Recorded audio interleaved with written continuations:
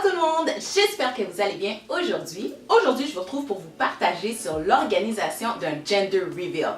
Alors, qu'est-ce que c'est un gender reveal?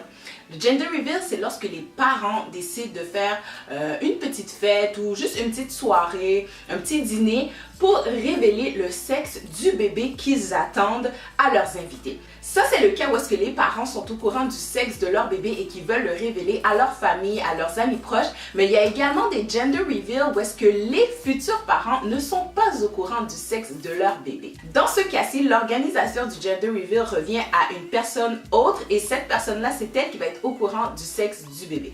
Donc déjà, pour l'organisation, si les parents ne sont pas au courant, il va falloir choisir quelqu'un qui va être responsable d'organiser ce gender reveal. Souvent, les futurs parents ont tendance à choisir le parrain, la marraine du futur bébé. Et cette personne-là, va falloir trouver une façon qu'elle soit mise au courant du sexe du bébé. Et bien sûr, ce n'est pas par les parents parce que les parents ne doivent pas le savoir. Donc habituellement, ce passage d'information-là va se faire avec les professionnels de la santé qui suivent la future maman. Donc c'est la tâche des futurs parents qui ne veulent pas savoir le sexe de leur bébé de fournir une personne contact au médecin ou aux professionnels de la santé concernés pour que cette personne-là rentre en contact avec le parrain, la marraine ou avec la personne qui sera responsable d'organiser le gender reveal. Donc ça peut être par téléphone, mais ça peut être également dans une enveloppe où est-ce que le médecin va mettre l'information au sujet du sexe du bébé. Comme le gender reveal n'est pas un shower, donc il n'y aura pas de déballage de cadeaux nécessairement. Ça se peut que vous ayez des invités qui apportent des cadeaux, mais habituellement, c'est vraiment juste un moment à passer en famille et entre amis pour dévoiler le sexe du bébé, un petit goûter et tout. Donc ça peut être bien de faire des jeux et de faire une thématique au gender reveal pour pouvoir animer un peu la soirée. Un jeu qui, selon moi, lors d'un gender reveal est un incontournable et c'est celui des prédictions. Soit bien sûr que vos invités fassent leurs prédictions, à savoir s'ils pensent que la future maman attend une petite fille ou un petit garçon.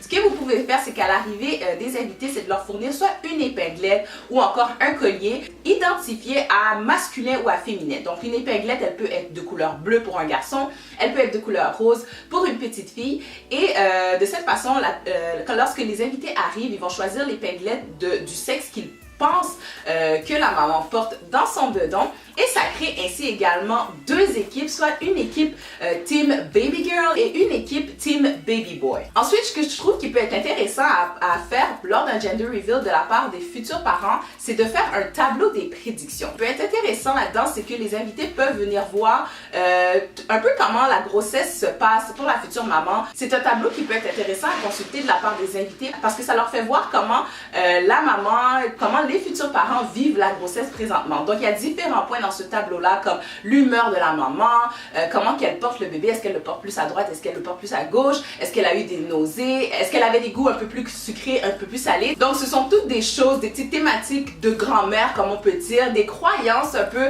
qui nous disent que lorsque c'est plus comme ci ou lorsque c'est plus comme ça, on porterait une fille ou un garçon. Donc, que les parents fassent ce tableau-là, puis qu'après ça, ce tableau-là soit exposé lors du gender reveal, ça peut être assez intéressant pour les invités. Ensuite, pour ce qui a trait au décor, là c'est sûr c'est un gender reveal, donc on va avoir tendance à s'enligner plus vers la décoration rose ou bleue, mais rien ne vous empêche d'aller hors norme et d'y aller peut-être avec des décorations. Pour une petite fille, on pourrait choisir du violet, pour un petit garçon, du vert, c'est à vous de choisir. Mais c'est sûr que comme c'est un gender reveal, c'est bien qu'il y ait deux couleurs punch, soit que chacune des couleurs identifie les deux possibilités de sexe du bébé. Ensuite, avec la décoration, vous pouvez faire vraiment beaucoup de choses tout en respectant les deux couleurs que vous aurez choisies qui identifie le sexe de bébé. Donc après ça, avec les ballons, avec le bar à bonbons, choisir des bonbons de ces deux couleurs thèmes là, les décors pour les ustensiles. Si vous le faites un petit peu plus gros puis que vous avez beaucoup d'invités, que vous avez des tables, des places assises, les centres de table, donc il y a beaucoup de choses que vous pouvez faire avec la décoration. Le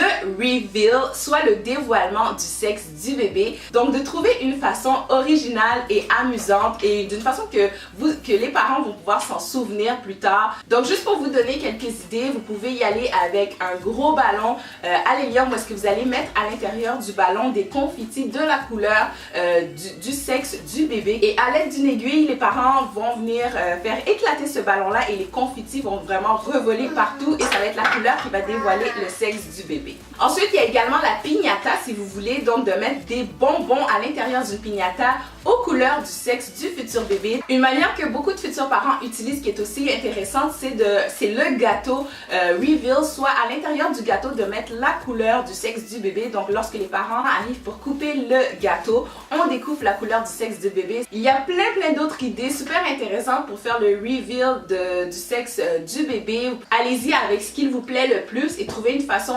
imaginative et intéressante de dévoiler le sexe de votre futur bébé. Finalement, si vous désirez que vos invités quittent avec un petit souvenir du gender reveal, donc encore une fois, c'est de choisir des petits souvenirs qui vont respecter la thématique du gender reveal.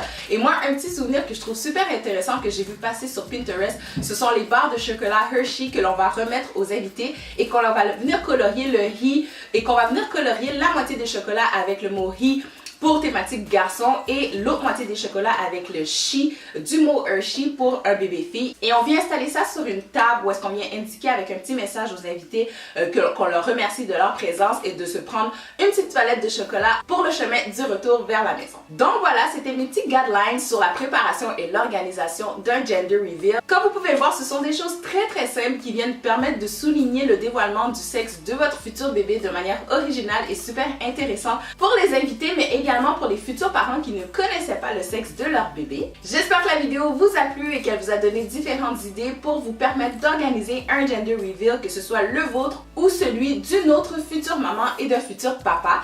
Et d'ici ma prochaine vidéo, je vous envoie une belle dose d'amour, portez-vous bien et je vous dis à la prochaine. Ciao tout le monde!